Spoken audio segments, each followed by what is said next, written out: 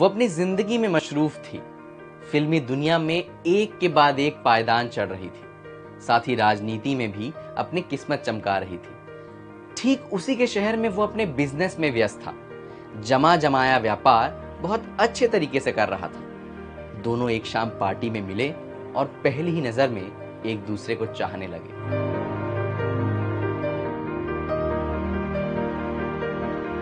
कुछ ही महीनों बाद दोनों एक दूसरे के प्यार में थे और बेइंतहा मोहब्बत में डूबे थे। लेकिन धर्म उनके प्यार में रोड़ा बन गया। दोनों ने तय किया कि वो समाज के इन बंदिशों को तोड़ देंगे।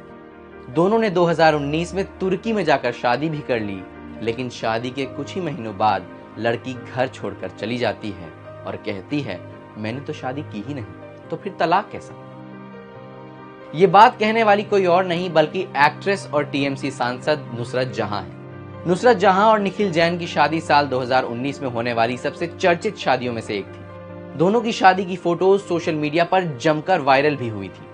और तो और नुसरत जहां ने सांसद पद की शपथ लेते हुए अपना नाम नुसरत जैन तक लिया था। लेकिन अब वो कह रही हैं कि वो रिश्ता एक लिव इन रिलेशनशिप था, शादी नहीं। अब नुसरत जहां ने निखिल जैन पर फाइनेंशियल फ्रॉड का भी आरोप लगाया है। कहा कि निखिल उसके अकाउंट से पैसे निकालता रहा, उसके अलग होने के बाद भी निकालता रहा। निखिल ने नुसरत के लगाए एक एक आरोप का जवाब दिया है।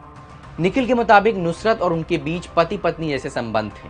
नुसरत ने शादी से पहले होम लोन लिया था। उसके प्रेशर को कम करने के लिए निखिल ने नुसरत की आर्थिक मदद भी की थी। दोनों के बीच एक समझौता हुआ था कि जैसे जैसे नुसरत के पास पैसे आएंगे वो निखिल को लौटा देगी।